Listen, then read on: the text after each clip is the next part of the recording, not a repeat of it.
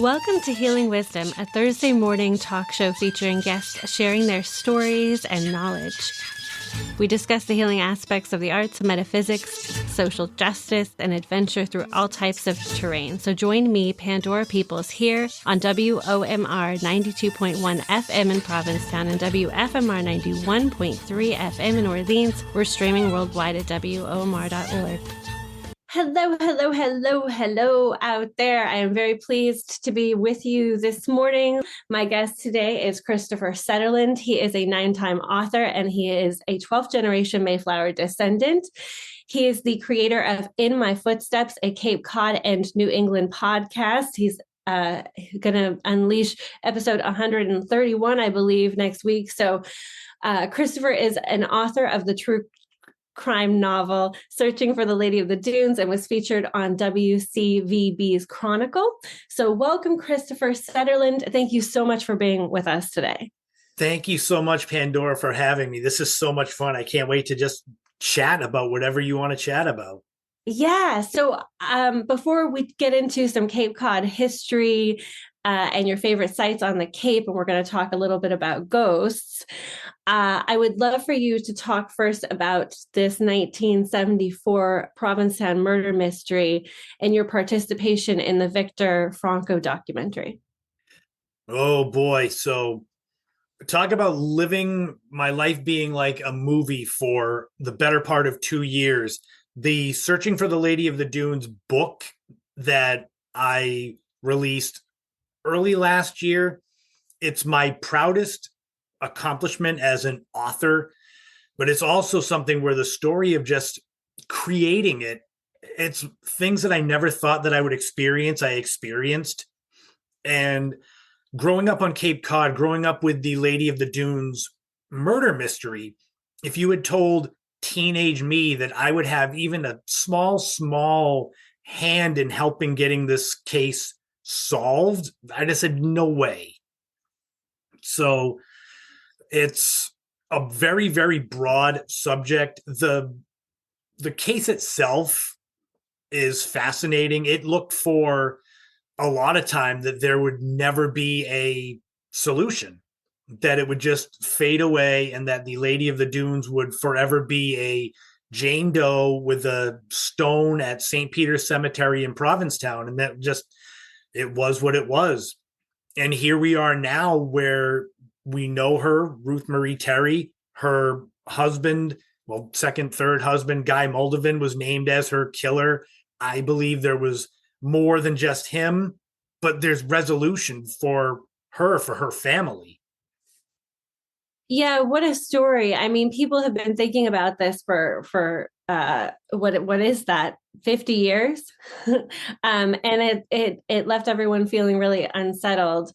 And I think a lot of people are relieved to know the details and just the resolution that it gives everyone, and that sense of completion for her descendants and those who, care about her. So can you talk about how you came to work on the documentary with Victor Franco, and also, how you came to delve into this story?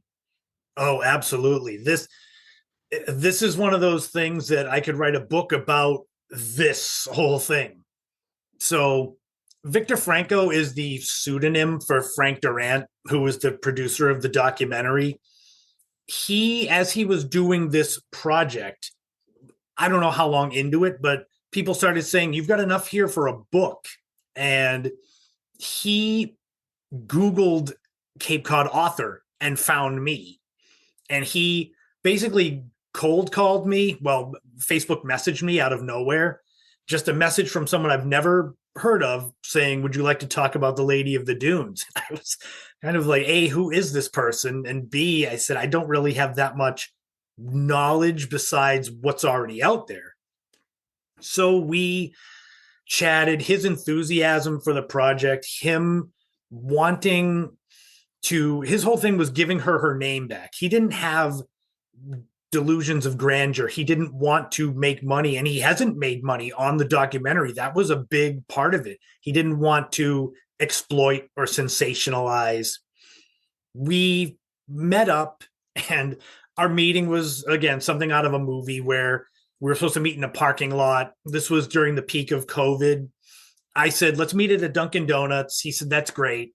Dunkin' Donuts wouldn't let people inside. So when he was on his way, I texted him and said, hey, Dunkin' Donuts won't let people inside. Let's meet at this parking lot next to it on a cold and wet and foggy day. And he pulls up and there's me, the only person there with a black hoodie on. He said, boy, this sounds like an ambush. But after talking with him for only a few minutes, his enthusiasm rubbed off on me. And his big thing was, I need to make sure you're all in. I can't have 12 months down the road you come to me and say, I don't want to do this anymore. So I was all in from the jump. And it was 18 months from the time that I met him to the time that I felt confident in the book being done. And there's so much in between, but I'm trying to give the Cliff's Notes version of it.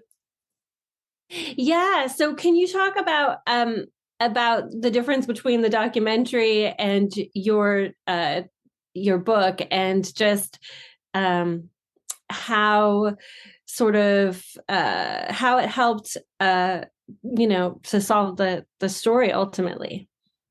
Oh, absolutely.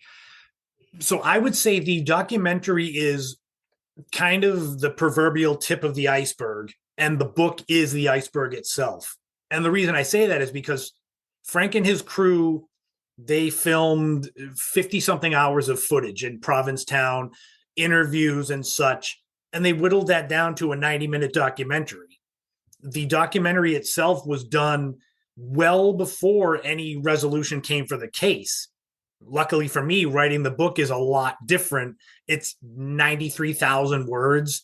So I was still working on it when things started to break. Now, Frank's involvement, it was kind of, I don't want to say kicking the hornet's nest, because he wasn't looking to make trouble, but he didn't have much knowledge of the case. So he came into it with fresh eyes. So he's asking questions that some people didn't want asked. He was asking, the first question was, why hasn't this been solved? Why hasn't she been named? And some people bristled at that. But there were things that he couldn't put in the documentary, things that didn't fit the time frame, like getting high level law enforcement to actually speak on the record, but under the conditions of anonymity. And that's all in the book. They were literally, there are people that said, you can't name us because we could get in trouble for this. So in the book, there's Agent X, Agent Y, and Agent Z. It's like a James Bond movie. And they all gave him various tips, places to look, people to talk to. So on Halloween Day of 2022, when Ruth Marie Terry was unveiled as the Lady of the Dunes, the law enforcement officer that was known as Agent Z reached out to Frank and congratulated him and said, your work you did on this documentary helped to light a fire under the current law enforcement to get this solved. And he and I joke that they'll never ever say anything like, well, this small time filmmaker and this local author, what they did helped to, spur us on. But we know, and the people that help know, and I don't mind mentioning it, that it's mainly Frank, but I had a little bit to do with it. Very cool, very cool. So I would love for you to talk about the Angel of Death. I think even fewer people know this story. The Oh, Cape Cod Angel of Death. so this one, I've wanted to, this would be something that if I did another book, Cape Cod True Crime, it would probably be to do with Nurse Jolly Jane Toppin. So her story, boy, there's a lot to it. She was adopted when she was young, and the family that adopted her, the Toppin family, rather than loving her and treating her like a member of the family, essentially made her an indentured servant. This was in the 1870s. So she lived off Cape first. So an indentured servant, treated terribly. She had an engagement that broke off where essentially her fiance said, I'm going to go to a few towns over and get a job to earn money so we can get married. And he just never came back. So she was devastated by that. All these things changed her personality. And it's interesting because she went into nursing, never got her official degree, but that didn't stop her from saying she was a nurse. I believe she worked at Cambridge Hospital to start. And that's where the angel of death comes in. What she would do, and this was found out, probably 1902, I believe, was when she finally was caught. But what she was doing was slowly dosing patients with morphine so they would die, but it wouldn't look suspicious. And those that she wanted to keep as patients, she would give a less lethal dose and just keep them sick. Now, when she was finally caught, it was the Davis family who lived in the village of Katamet in Bourne on the Cape. But Jane Toppin, she has connections to the Woods Hole Oceanographic Institute, the Marine Biological Laboratory, where she got in there and she poisoned the head matron to basically take her job. It's an interesting dichotomy because you hear this after the fact that she said, oh, I probably murdered upwards of 100 people. And you start to think, well, why did it take so long for her to get caught? And she was basically very trustworthy on the outside, to the point that the Davis family, she ended up murdering all four, mother, father, and two daughters. It started with the father. And then when the mother got sick, I'm not sure if this had to do with Jolly Jane, but they wanted her to come back and help. So they were basically inviting this murderer into their house because they trusted her. So in your exploration of different sites over the years, have you encountered some paranormal activity, apparitions? I have a really good story that revolves around another Cape Cod true crime case, that being Tony Costa. Anyone out there who's listening, watching, if you're not sure who Tony Costa is, Google his name and it will change your opinion on the hippie movement of the 60s and free love and all that, how this was happening as well. A lot of what Tony Costa did took place in the area behind the Pine Grove Cemetery in Truro. The Pine Grove Cemetery today is middle of nowhere. It's a half-mile drive down a dirt road to get to a cemetery that's surrounded by forest. Even today, you go in there and scream and no one will hear you. So when I first learned about this story, the Tony Costa murders, and the rumors that there's a brick crypt in the back left corner of this cemetery, there were rumors that he had done things to bodies in there. Though those rumors are kind of unfounded the older I get and realize that. But there were stories that behind the cemetery, and there are these fire roads in Truro that are way more haunting now that I know things. But there was a rumor that there was a phone, quote unquote, and it said Tony Chop Chop's phone. That was his nickname, Tony Chop Chop. And the first time I went there by myself, it was a misty, kind of foggy day, very similar to today. I parked in the back of the cemetery and I said, I'm going to walk this fire road and look for this phone that's supposed to be nailed to a tree. And it was mid-spring, so I had to wear a windbreaker because there were mosquitoes, there were flies. So I'm covering my head and I'm walking back this fire road. There's nobody anywhere. All I can hear is the kind of rubbing of the vinyl of my hood against my ears. And I'm like, that's fine. I get a few hundred yards back, and I kid you not, it sounded like someone doing that whistling with the fingers right next to my ear, like trying to get my attention. And it snapped me up. I looked, There's no birds, there's no nothing, it's silent. So I'm in the middle of nowhere. There's this horrific high pitched whistle right next to my ear. And once I heard that, I said, I'm out. I walked back to my car and I left. Um, that's spooky. That's definitely creepy. Have you heard any good ghost stories? So when during the Lady of the Dunes documentary and the book and all that production, I was at St. Peter's Cemetery in Provincetown a lot, more than I probably should be. But we went up there a couple of times with psychic mediums, very reputable ones that are really good at their jobs. And one of them went to the grave, the Lady of the Dunes grave, speaking with her. And she was giving these accounts of what she does. Because in that cemetery is also Tony Costa is buried there in an unmarked grave next to his mother. One of his victims is buried about 100 steps from where he is, which is really weird. And there's a connection. Lady of the Dunes, Ruth Marie Terry, probably 50 feet down is Susan Perry, was one of Tony Costa's victims. And Lady of the Dunes, she loves to talk. We went down because Susan Perry, her grave, when we found it, it was overgrown. Like we had to dig away dirt, which it was so sad. So this medium, we went down to her grave and be like, let's talk to her. And I have video of this. He's talking, and she, from the afterlife, is way more reserved. She doesn't really want to talk much. And I'm just filming.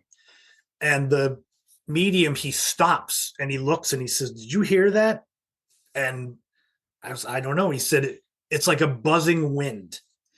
And what he said was, this buzzing wind, because she is too shy to speak, it's the other spirits in the cemetery coming basically to be her support system. And I've gone back and I've watched the video. I can't really hear it, but it freaked me out when I was there because all of a sudden he stops and looks and he just says, did you hear that? And these are things that maybe part of me doesn't want to hear it. So I've listened to the video a little, but it's one of those things that cemeteries in general are definitely, especially old ones, they're worth visiting if you like a good ghost story. Yeah, I mean, I think a lot of the ghost hunter stuff is sensational and faked, and that we see on TV. But I've recorded, spirits, and a lot of people have, and I've been in many situations with many people where we're all experiencing something at the same time that's pretty intense. I think anybody who's encountered, ghosts who throw things, it's Oh, pretty or throw things in slow motion or break things in slow motion where it's like reality bends. I've even, there was a haunted Victorian house in San Francisco, and it was just like The Haunting, which is like Russ Tamblyn was in it. mm-hmm. It's an old film. So, but it actually happened, and my husband and I saw it at the same time. It's like the door was opening along the seam because it was two pieces of wood, that went up really high in one of those Victorian houses, all ornate and like, and the at the very top, it was like breathing, like it was like a big fist. The energy just pound, and somebody had just died. Yeah. I when I was younger, very young, I had more of the attunement with that. My grandfather, who passed away 12 years before I was born, used to come and visit me because I was the first grandchild. And being 2 years old and telling people that Grandpa Johnny was coming to see me, it was one of those where how did I even know his name unless he came, and I would tell my mother things. My nana brought a psychic into her house, and the psychic looked at me 2 years old with white blonde hair and said, "Has he been saying things? Because you should listen to him because he's got that gift." Now, I don't anymore. And I joke I blame my mother because she yelled at my grandfather because the final straw was that he had reached into the crib to try to pick me up, and he was saying, "It's okay, it's all right." And it freaked me out at 2 years old to see this apparition reaching in. And so my mother came in because I had basically dived out of the crib to try to get away. And my mother was yelling at him, "You say you love your grandson, and this is what you're doing, scaring him like this." And now I joke with her. I said, "Well, there went my visions and my power." And she says, "Well, you could get it back if you meditate." I'm like, "No, you ruined it by yelling at Grandpa Johnny." That's a good story. Yeah. So yeah, I think that's pretty there's a lot of people who have stories about you know I think before kids know that they're not supposed to be in contact with with people on the other side, they experience especially grandparents, because there's so much love and care from the grandparents that are on the other side, that they want to stick around and they want to be there to Oh, guide them. yeah. My oldest niece, who was the first great grandchild, also got visited by so it would have been her great grandpa Johnny. So he basically came back around to see her. So he's still there. Nice, very cool. So I'd love for you to talk about Cape Cod's Atlantis. Oh boy. So this story about Billingsgate Island is the story that got all my interest in Cape Cod history started from this. So the Cliff's Notes version is off of Jeremy Point in Cape Cod, about 2 miles offshore from Sunken Meadow Beach. There used to be an island, Billingsgate Island. At its peak, it was probably 60 acres, so good size. It had houses, it had a school, it had a post office, it even had a baseball team that would row over to mainland Cape Cod and play. But the thing is, erosion, shoreline change, that's not a new thing. And over time, over decades, the beach, the island, it was eroded away and it shrunk slowly but surely. And people started taking their houses and floating them across to Eastham to Wellfleet. There was a lighthouse there that they eventually just let it fall over. And in the turn of the 20th century, there were no homes there, but a man had bought what was left of the island. He put a camp up there for bird hunting, for shell fishing. But over time, again, Mother Nature's undefeated. The island was washed over in the early 1940s, and now it's Billingsgate Shoal. So it's still there. At low tide, you can pull your boat up and picnic there. One of my last things I need to do on Cape Cod to fill out my bingo card of seeing everything is getting a brick from the Lighthouse Foundation of Billingsgate Lighthouse. But the idea of looking at a map of Cape Cod, there's a really nice atlas. I think it's from 1880. And I saw it at Cape Cod Community College in the Nickerson room in the Wilkins Library. And I'm looking at this image, the atlas of Cape Cod, and I'm like, what is that little thingy off of the point at Great Island and Wellfleet? Like Billingsgate Island. I've never heard of that.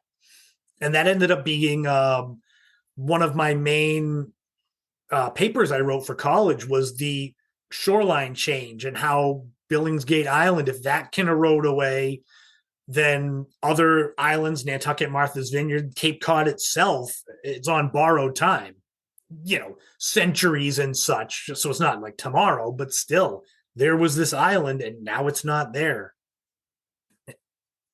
And speaking of islands, you've written guidebooks on Nantucket and Martha's Vineyard. Can you talk about a couple of your favorite historical sites on those islands? So I'm a huge fan of lighthouses. I've got so many pictures of them. So I would say if I had to, Nantucket, Brant Point Lighthouse is right there when you bring the ferry in. But if you really want to go out there, Great Point, it's a long drive. It's the tip of Nantucket. So it's probably 4 to 5 miles driving over soft sand. And interestingly, I went out when I did these books, I had a friend, a contact with the New England Office of Travel and Tourism. And he basically helped me get into places I wouldn't have normally gotten into. So my buddy Steve and I took his Jeep out to Great Point. Great Point Lighthouse is middle of nowhere, but it's fascinating because there was a storm in 1984, the same one that washed the Eldia up on shore at Nauset Beach. It knocked down Great Point Lighthouse. So going out there, standing there where you're in the middle of nowhere, but not, I love that.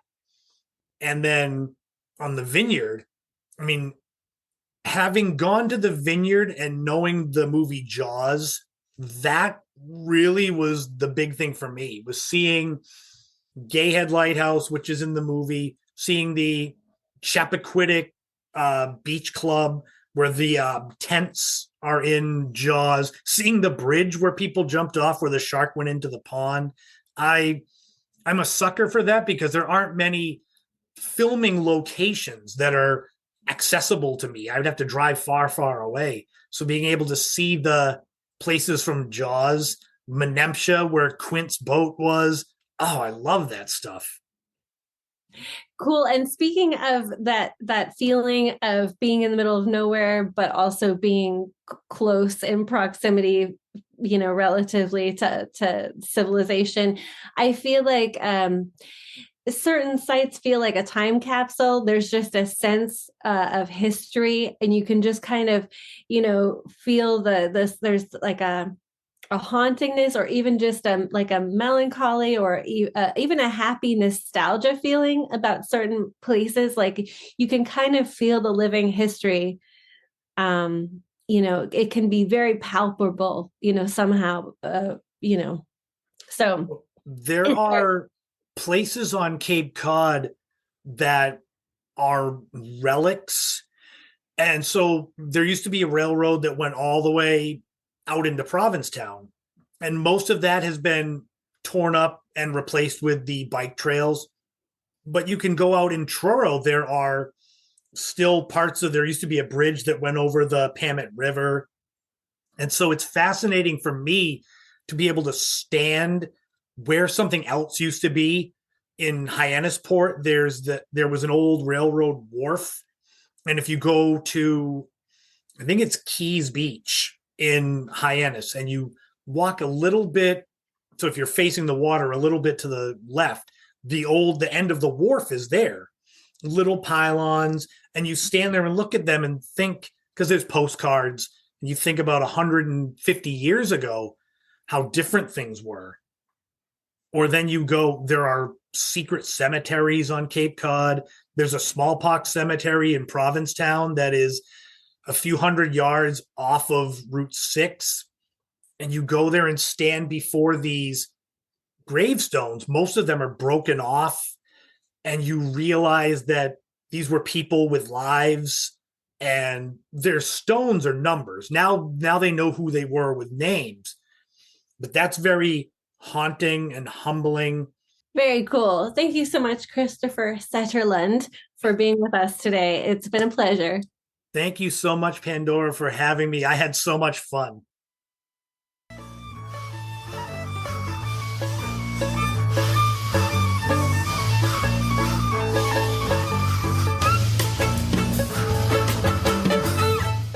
You've been listening to Healing Wisdom at Outermost Radio. All of our shows are podcasts at WOMR.org. Also check out healingwisdomradioshow.com and contact me at pandora@WOMR.org.